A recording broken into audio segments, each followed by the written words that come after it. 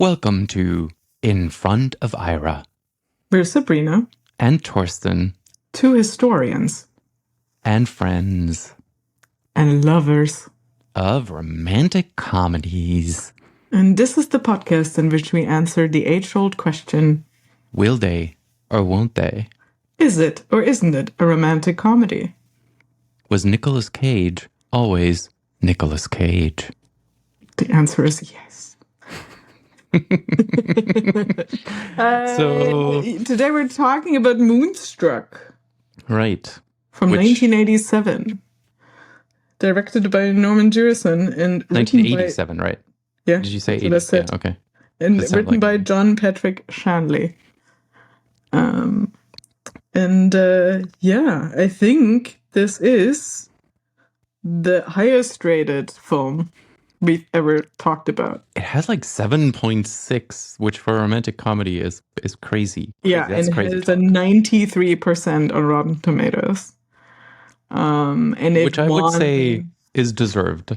Yeah, and it won Best Screenplay at the Academy Awards, and both Cher, famously, and Olympia Dukakis both won acting. But not Nicolas Cage. Not Nicolas Cage. So yeah, it's a classic, I'd say. It's a complete classic, and it's also one of those movies that keep getting reevaluated. For some reason, there was a bunch of articles that I found from like 2020 and onward, when people are maybe they're just like all watching it in the pandemic, but they kind of reevaluating this movie, and they kind of all seem to agree with the thing that I've come around to thinking about this movie. It's great, but it's also kind of bonkers.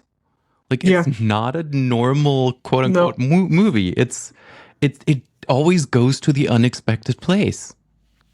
Yeah, and I think that's because of also who wrote it. It was John Patrick Shanley, who also wrote Joe and the Volcano, that I still haven't seen, but I want to see, which got torn down by critics because it's that weird. Yeah, and super also weird. He has a Pulitzer Prize for Doubt. And he wrote Congo. I mean, what the hell? And also he wrote The January Man, which is Kevin Kline as like a It's also a completely bonkers movie. So he's, I think, either he either hits it out of the park or he doesn't hit it at all. I think that seems to be his MO. I think with Moonstruck, he was just like, there's so many things coming together that make it work, because you can tell he writes plays. Like most recently, he's like, other than Doubt, like, which, again, Pulitzer Prize. But like more recently, he's done a bunch of off-Broadway plays. This is clearly where his strength is. And I think the combination of him and Norman Jewison, who apparently directed this as if it was a play, like including insane amounts of time spending on like blocking and rehearsing, and like apparently even got fined by SAG-AFTRA for keeping everyone in figuring out how the dinner scene at the end is supposed to go, where they finally discuss how, the romance they have, like Nicolas Cage and Cher, like sort of admitted to the family, and the tension between the parents. And that makes sense, because the film is bonkers. Like, it's so over the top in some ways, but I think it works because it has that sort of like, it's a play kind of quality. Yeah. It's kind of one of those movies where everything has to come together for it to work. Like, you have to get the direction, because if it was just what it is, and you would read that as a play in the hands of less skilled actors, this would be unwatchable, I think. Yeah, and it really needs that. Also, particular actors. You need someone like, and I think what works also because it's Cher, but she's very like, she's not, Cher, It's like she's actually downplaying, and that sort of works because she understands the rest of it. And so like, I mean, the plot for it is also like, everyone is a mess in this, I think. So she's Loretta Castorini. Also, we have to say this is about Italian Americans in where else? New York. But I think what's different about it is that aside from when they go to the opera, they're in Brooklyn, obviously, where the big Italian American. I mean, there's Little Italy in Manhattan, but I think this is the specific Italian American community that's in Brooklyn Heights. And also almost everyone playing an Italian American is not actually Italian. Cher famously is not. She's Armenian. Olympia The dad, Dukakis is yeah, not. the dad is Russian. Like it's very odd. It works. I think it works for me because I have absolutely no idea how an Italian American accent from Brooklyn is supposed to sound like. That's not in the movies, right? Like I think if you know, you might have issues. I mean, I think if you watch any Scorsese films, we probably. Oh, I don't know. I don't know. But it's so the plot is she's 37, but she's already a widow. And so you get the idea that she's sort of, I don't know, she's just settling for everything in her life. Like, I think including Danny Aiello. Yeah. Exactly, including like that's kind of the beginning, right? Like he proposes to her and he's very bad guy at is it. older and it's sort of like they're just not a good fit. And I mean, he's older, although like this is the thing that kind of like can we talk about this right up front? She's supposed to be 37. I think she's 40 at the time. Yeah, that works. Danny Aiello is supposed to be 42, which is directly referenced in the film. He is 54 at the time. He looks 54. I thought he was supposed to be older as well. Like weird. It's sort of, and Nicolas Cage is his brother, who is 23. And like, I don't quite understand how that works. I mean, is he supposed to play 34 and Aiello is playing 42, maybe something like that? To be fair, like people can be very far apart. Some people have a child that they very much did not plan for late. Like, I mean, I can buy that. That isn't even like what I do like about it is that there's 18 years between Cher and Nicolas Cage, and that's not even really commented on. Like, no, but that's also I was wondering if that's because it's not really supposed to be that way, because it's never actually mentioned. He's the younger brother. It never is clear how much younger. So that's kind of because he's 54 and 23 is a stretch playing brothers. If he's supposed to be 42 and he's the younger brother by like just a couple of years, I feel like that's a thing that we should understand, because just from looking at them, like, I would buy it if everybody played their age, right? If Danny Aiello played his age and Nicolas Cage played his age. But because Aiello plays so much younger, Olympia Dukakis plays older, I think. Yeah, and she's only, I think, 13 years older than Cher, which again doesn't work. It's like a Sean Connery, Harrison Ford in Indiana Jones 3 kind of situation. Also trying to find the name because they wanted someone else. The studio. I'm just trying to understand how old Nicolas Cage is actually supposed to be in the story, because then certain things, like I would read this differently. Like if he's 23, he's playing 23, then it's kind of a cool, love story of him falling for this slightly older woman, and it's not commented on. It feels very progressive. Is he supposed to be playing 32? It feels much less so. Yeah. I mean, in either case, I think he's definitely supposed to be younger than her, probably not by that much. I can't currently find the actor's name that they had wanted, and like the studio wasn't impressed by Nicolas Cage. I mean, again, this is before I think everyone also knows Nicolas Cage. But Cher was really adamant about him playing that, and also apparently because he can sort of bring the crazy that this role needs. I think what I really like about it is that like she's really downplaying things. Like she's very sort of, I mean, her character goes through a lot, but like she feels like a very real person. She feels very down to earth. Whereas Nicolas Cage character is acting all the time like he's in the middle of a Greek tragedy. Like he's so good.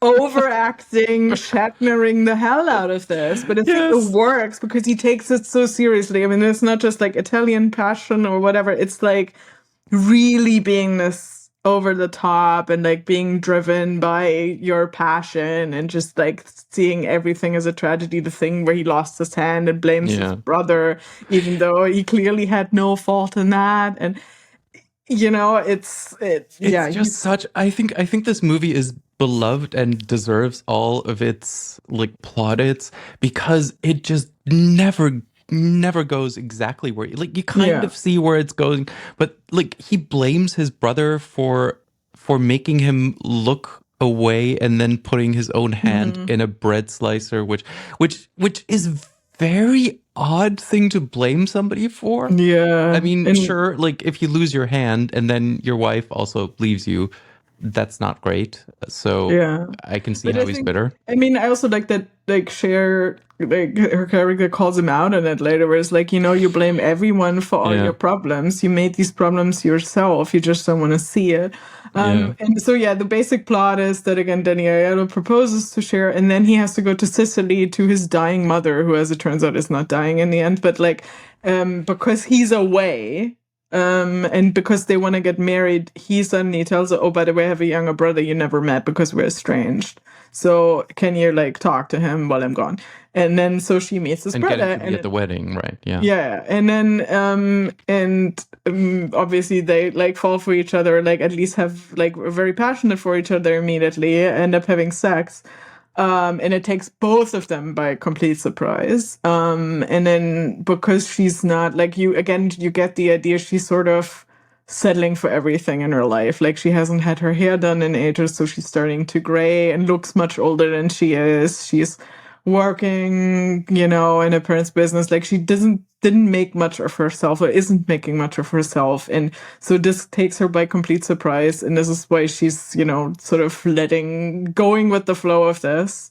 They end up going to the opera together to watch La Boheme. And I think that's also sort of the stakes of the movie, right? This is where all the craziness comes from. They're trying to emulate sort of opera, like the stakes of, like, opera. Then obviously by the end, he comes back from Sicily. His mom didn't actually die. They have to admit that, you know, they're together now. Meanwhile, her parents' marriage is sort of almost falling apart because the father is cheating on her mother.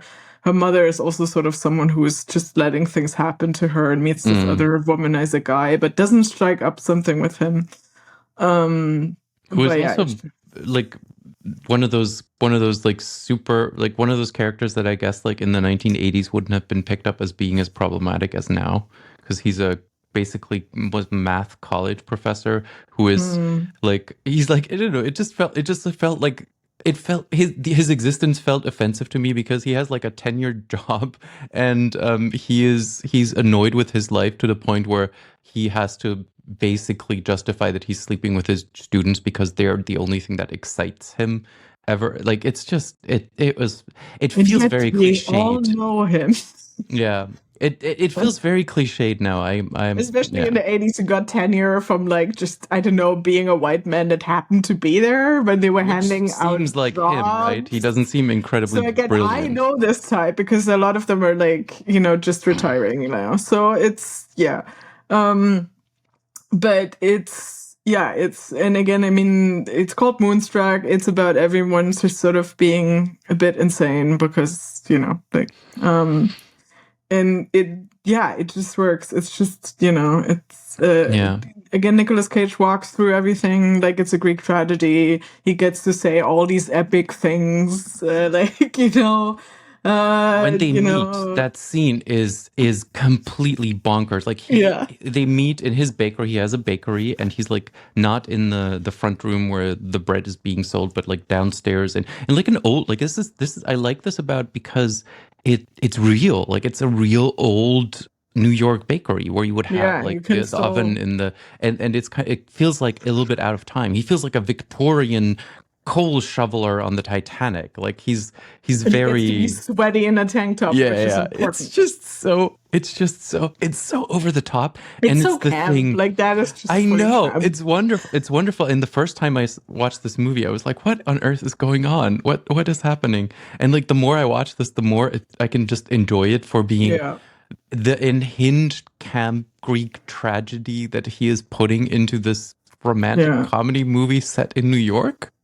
And I mean, there's a lot of fun stuff happening as well. Like, when she goes to confession and is like, you know, twice I took the Lord's Swain name. Once I slept with my fiance's brother. Yeah. And then lists something else, and the priest is like, let me go back to that thing that he tried to sneak in there in the middle, essentially. Like, she's using the sandwich technique. I think it's like she accidentally like gave somebody a bad check or something. And she's like, well, if it's accidental, it's not a sin. It's just... and like Nicolas Cage with again his epic speeches as well, like I love you, not like they told you love is, and I didn't know this either, but love don't make things nice, it ruins everything, etc. Yeah, like the scene when they meet, he basically tells her his story about how his brother ruined his life. I have no life, my brother Johnny took my life from my life. What is life? They say bread is life, and I bake bread. It's just What is so much fun, and he's just selling it so well. Like, I mean, this is the thing. I forgot when I first saw this a few years ago, I think. And like before that, my reference point for Nicolas Cage is like a lot of the action films he did in the later 90s, or like things like National Treasure, where at least he also gets to do more very over the top, but mostly things like Con Air, whatever. And I always thought, like, what the hell is his deal? But, like, more recently, I've, like, also read some interviews with him. And, like, it feels like he's definitely probably also a weird dude in real life. But he still seems like someone who's, like, just actually also really passionate about, obviously, his craft and, like, acting. And he takes that very seriously. But he also just, like, I underestimated him as an actor. A, and B, I never got why anyone found him attractive, because I also know him much older, and you know, but like going back to this, both things suddenly make sense. Like A, I fully get where he comes from as an actor, and B, I actually do find him attractive in this film, which was shocking to me. So, it sold me on Nicolas Cage. Yeah, the thing about this movie is it makes normal looking people look attractive. Yeah. Which is the polar opposite of the movie we just did for a premiere episode of the season, Valentine's Day, where everyone's just pretty because they're movie stars. Yeah, they all look very normal, I think. Yeah. And again, this is also the thing. I mean, Cher was a big deal already. She will get an even bigger deal after. But, like, she just, you know, like, actually looks like a person, just living in Brooklyn. Yeah. And then obviously there's just one moment when she, to my view, was fully Cher, is when she does the walk of shame after sleeping with Nicolas Cage the second time and kind of like dangling her shoes in her hand, kicking the beer can. And I was like, oh, this is where the music video starts. It just... If I could turn back time. But yeah, and what I do like about it is that there is the moment in there where she like, oh, I'm gonna get not a makeover, but like actually gonna have my hair done and everything before they go to the opera together. But it's not the trope of like, oh, he now likes her because she looks pretty. It's the complete opposite. That is, they like each other immediately. That comes as a big shock, but it is a shock to the system that actually,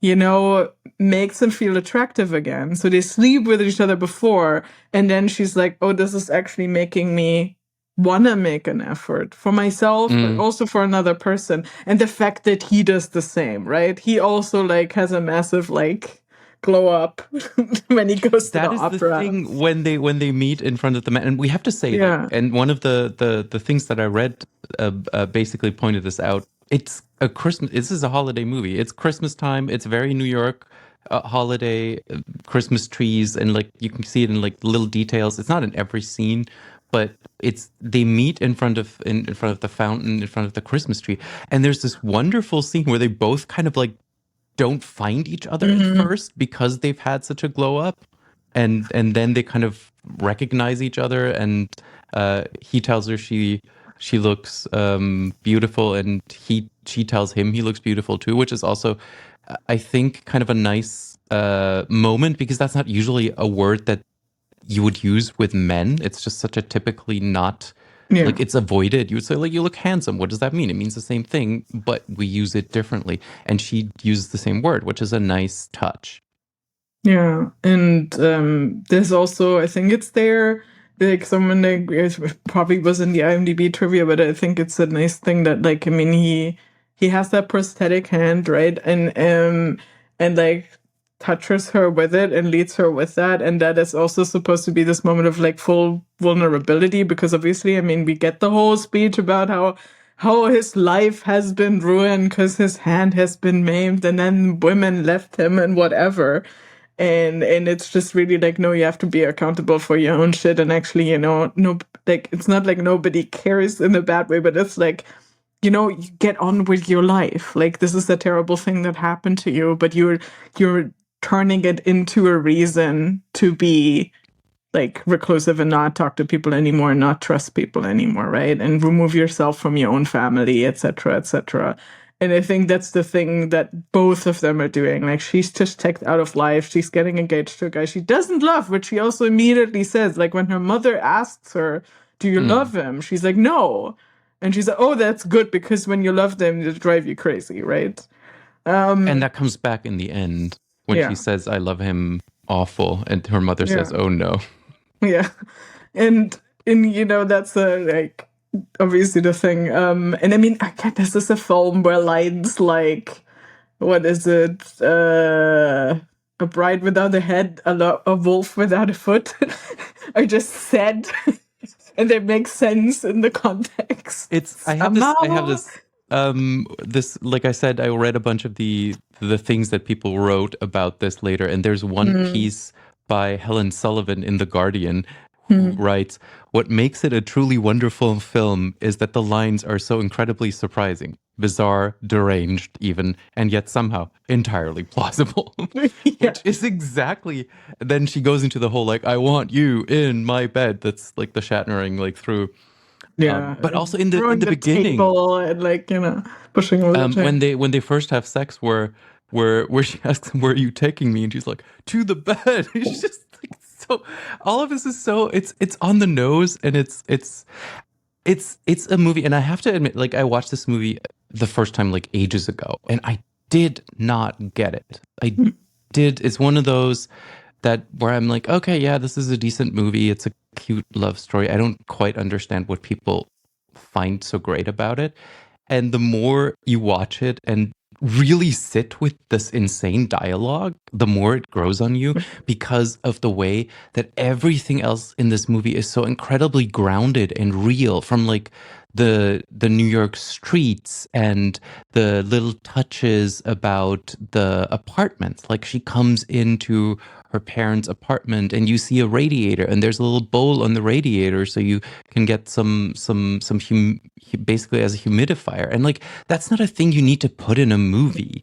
That's just a thing that somebody paid attention that it looks real. And that's just what's great about it. It feels very real. And it's interesting because like nobody involved in this film, like a few of the actors, but like I think it's really from the communities. Is it like I don't know about John Pickett-Shani, but like again Norman Jewison. Also, by the way, he's not Jewish. People always think he's Jewish. He also did Fiddler on the Roof. He's not. Feels like important to mention, but also obviously like there's it still feels very real. I mean, I also agree, especially with the sets, like that apartment, and also because they're in the kitchen at the end. I think that makes so much sense, obviously, right? For them to have the awkward scene on a kitchen table. Which runs for such a long time. It's about family. It's about the specific Italian American community, and some of them also work in like food as a business. And just having all of that come together, and it's so long. And again, they rehearsed it for so long that he was fined for keeping everyone on set and not letting them go to lunch until it was done. I mean, it's a 10-minute scene, all in all. It's an almost 10-minute scene. It starts at 1:29. I put this down. We get this start at the kitchen. It technically, I guess, starts at 1:28 because Nicolas Cage comes in. But like the real kitchen scene where like, things start happening is at 1:29. Then 5 minutes later, like halfway through the scene, does Danny Aiello even just come into the scene, and then it goes for another 5 minutes. It's just everything is in this scene. Yeah, I mean, I get it. Again, it also feels like I also get the rehearsal. I mean, I don't want to excuse any people like keeping people past lunch, but it's the thing you do in theater rehearsal where it's like, no, we're gonna finish this and then we go to lunch, because if we stop now, we're not gonna get there. And obviously, if you actually get paid and that's your work hours, that's different. But like when we did this in theater rehearsal, when none of us were paid, we were all kids. Like even then, we were like, no, we're gonna finish this now. And so I get that you put that in there, and I think you can see it in the final thing that they put that much effort was put in there to like get the tone right. And I think I also get that apparently Cher, like between takes, also said to Olympia Dukakis, like she thought like her own performance, like Cher thought her own performance was bad and this bombed, and then she won an Oscar. So, but I think I could see like being in it, and if you don't shoot things in order and you have all this like, over the top stuff, and then you have all these moving pieces, I think there is a different edit in it or some different takes that probably would have bombed this, but as it is, which I think happens again to like every second John Patrick Shanley thing, like where the director doesn't understand, or maybe he's having a bad day, and just because these lines, they're so particular and it's so hard to get them right, and you need. Again, we talked about like how specific these actors need to be. You almost need someone who is slightly unwell, like Nicolas Cage is in this, to say these lines in a way that convinces you that a real person just said them. That's kind of the magic of it. Because if somebody who played it straight said these lines, it really wouldn't work. This whole big scene where he asks his coworker, assistant, whatever, shop girl who works for him to bring him the big knife because he's going to cut his throat when he meets her, because his brother has a fiance, and she's like, it's just, again, Greek tragedy. Like, this is a thing that you do in Greek tragedy. This is not a thing a normal person does ever, and he sells it because of the way he plays it.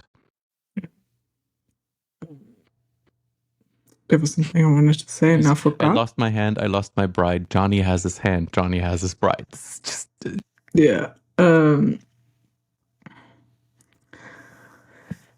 lost my train of thought. What I wanted to say.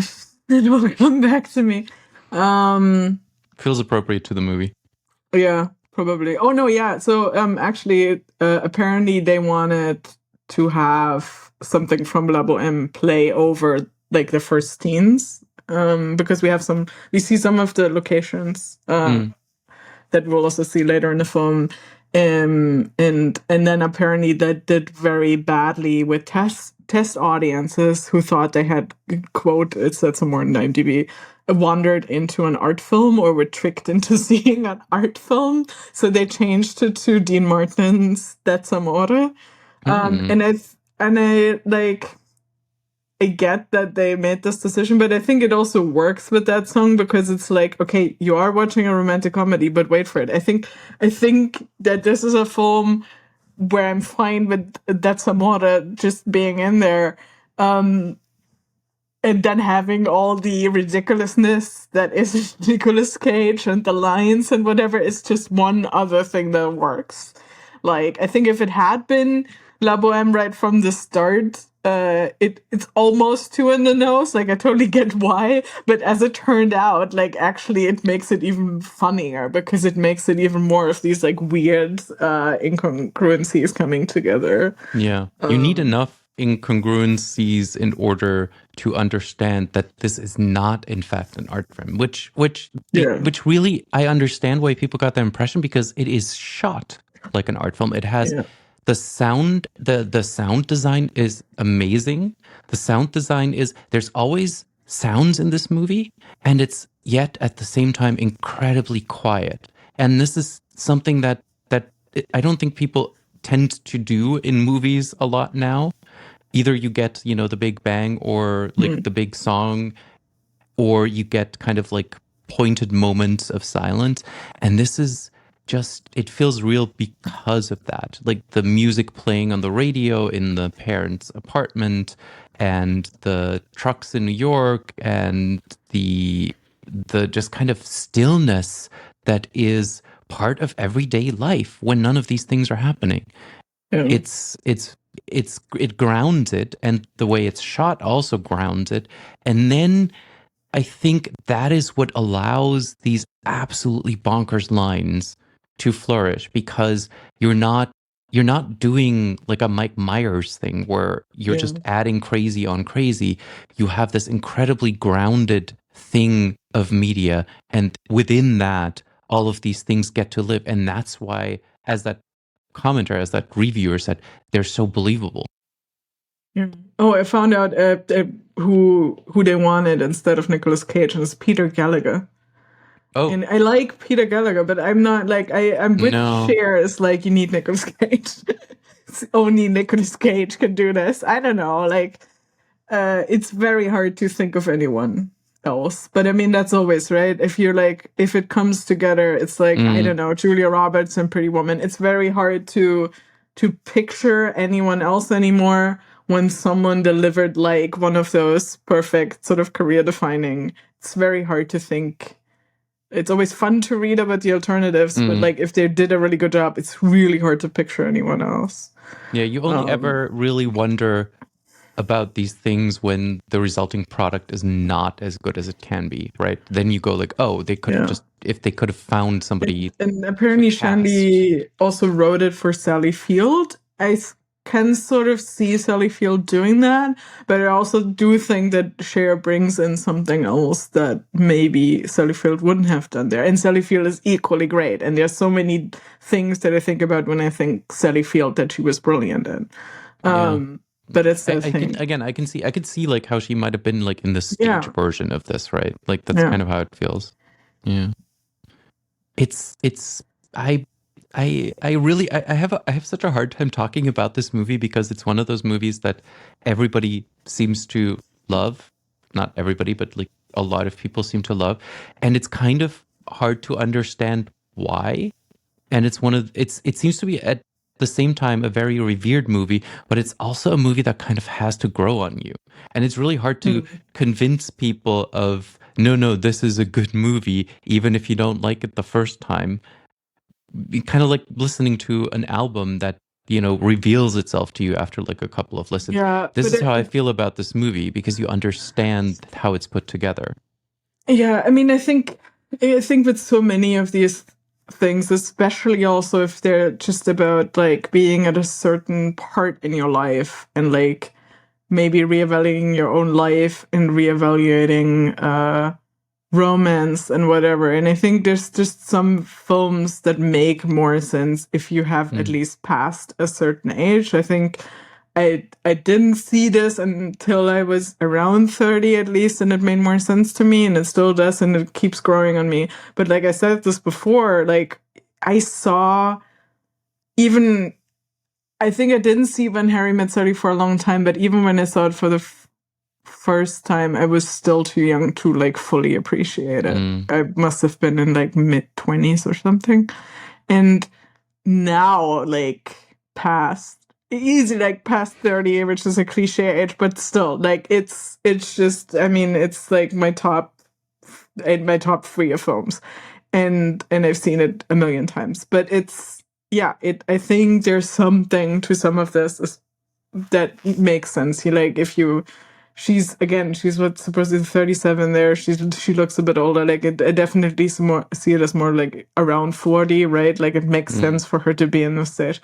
But I think there's something there that makes more sense. To just have these things grow on you. And it is a movie of details, which is, and the details aren't just, Cher's performance, which I understand how you as an actor might think that performance isn't good, because it's, you're next to Nicolas Cage and he's clearly making choices, and you're trying to play this. Yes. You're trying to play this very grounded character, which I think really works, and the thing about it is it doesn't feel like it's a flashy performance. It's not an Oscar bait performance, let's put it that way, right? She won an Oscar, but it's not an Oscar bait performance like a lot of these movies that then are up for Oscars are. Yeah. Yeah, I think that's sometimes the thing where even I like now look at some of the films from the 80s or even the 90s and think like, we don't make movies like this anymore. But it's also true, especially right now. Once again, like studios who are completely like terrified of greenlighting anything that A is in any way original and B is also just mid-budget and has a certain audience built in that is maybe not a global audience of males between the ages of 14 and 34 or whatever. And that is just the thing. Like, I mean, there's still all these people who want to make these movies, and some of them do get made, but then they get sort of disappeared on a streaming service, maybe, or like, you know, it's not like people don't make films like that anymore, but less people get to make films like that. And that I think is a problem. And then especially also win Oscars for it. And I think that's just so unfortunate. And I think there's also just films that either should get to be weird like this, or that where the whole plot is just people talking to each other about their relationships, which is essentially When Harry Met Sally, right? Like, I mean, it's not like great plot things happen in When Harry Met Sally. I mean, the reference to the French movies which was in that original draft, we talked about this in our When Harry Met Sally episode, where Sally gets the line, in French movies, people just talk, which is exactly true, right? And a lot of the times it's not because France doesn't know how to make an action movie. It's because if you don't have quite as much budget, you gotta stretch the budget, and people talking is cheaper to shoot. And sometimes that just makes for amazing movie. Like Eric Romer is just, I remember chancing upon a Eric Romer romantic movie at some point, like late at night on television, and people just talked, and I'm like, this is boring. And like 3 minutes later, I'm there for like the whole 90-minute ride because it's riveting. And this is the kind of movie that is like that. And I know we're just basically just kind of gushing at like how good this movie is, to convince you, dear audience, that if you haven't yet come around to the correct way of seeing this, that you should. But it's really kind of a larger comment on what kind of media gets made. You need a certain amount, you need kind of mid-budget movies because nothing can do what a mid-budget movie can do. A really cheap movie can't do it because you don't have the wherewithal to make it look real. You don't have the wherewithal to take your time for like a long scene that really needs to be set up right because you don't have the budget. And a huge movie needs to appeal to too many people, so it also can't do it. So this needs to exist for a certain type of story to be told. Yeah, and one of what I just looked up as well, because I wanted to see what the ratings for this were, but I just watched, we're not going to do it on a podcast because it's not a rom-com, it's a drama, but I just watched Good Grief, which is Dan Levy's writer-director debut. Like, obviously, he like also wrote a bunch, like Schitt's Creek, but and this is the only way any of this stuff gets made right now, is that like Netflix, especially Netflix, a bunch of other streamers, like gave essentially a deal to like a person to make stuff for them. And they're very flexible in what that stuff can be. And one of the things Dan Levy has done is make basically one of those mid-budget movies that isn't about all that much, but also like it is about things that are very relatable, but plot-wise not that much happens. It's a film about him losing his husband in an accident. Just a car accident. And then the year after, where he works through his grief and finds out his husband had another man, and then takes his two best friends to Paris, where his husband had a different apartment presumably for this other man. And it's just about them taking a trip to Paris. And it's mostly just like, I mean, the locations are great. There's some really good shots in this. Again, you need a certain budget to make that work. You need to be able to go to Paris. On location. Yeah.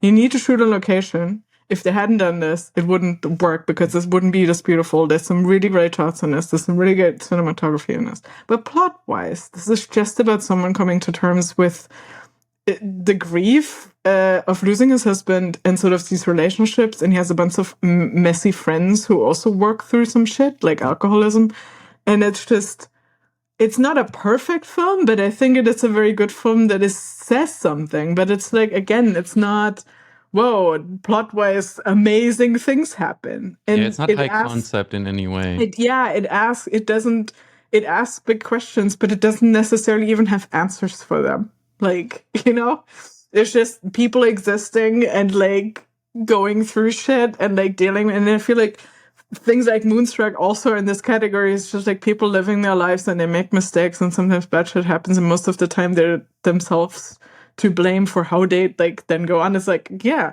you maimed your hand and then your girlfriend left you. That really sucked, Johnny, but that also happened 10 years ago. So maybe the fact that you still dwell on this is actually your own fault, right? And her like, oh, my husband died, I'm a widow. Of course that's bad, but like at some point, it's not like, oh, you shouldn't be sad about this anymore, but like getting stuck in this feeling of grief, obviously, and letting herself down, like not go, but like she's letting herself down and she's settling for stuff. And that's the whole concept of this. And then with Moonstruck, it also gets really over the top and it's fun and it's like, it's sort of weird grand stakes for not that many important things really happening.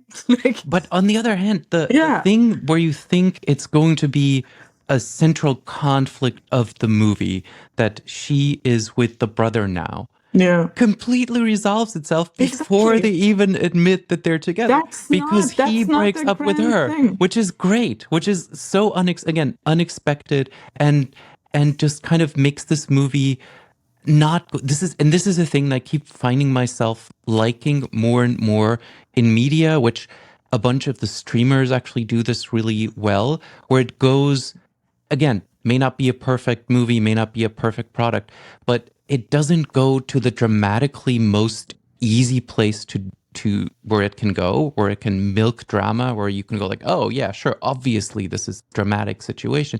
It goes to the interesting place. And it's refreshing whenever something does that. And this clearly does that, because the interesting place is not, oh no, they've been, estranged for 5 years and now she is with the brother. They're going to be fighting with each other, because it's a movie in which, people actually physically can fight. It's a very physical movie in that way. But it's just a completely different thing, and then ends with this wonderful line from Vincent Gardenia, who plays Dad, who approaches his dad, the Russian actor who plays the old Italian man, who is crying, and he just asks him, "What's the matter, Pop?" And his line is, "I'm confused." And I'm like, I completely understand. I would be too. Yeah, and again, because the big thing that happens, obviously, is they fall in love, but the conflict is not, again, with the brother that you think it is. This is really about that they have to, like, have the guts to let this change their lives, because they could have walked away from it and not learned any lessons from it. They could have walked away. She could have married his boring brother and lived a perfectly boring life. And he could have been, probably gone back to thinking, oh, everyone breaks up with me anyway, whatever, And instead they went with it. They find each other and rescue each other from lives of annoyed mediocrity. Cliche thing of love is a choice, right? And I mean, it's over the top of him to the morning after go, I love you, and now we have to run with this and do this. But that's the thing that usually works best in movies.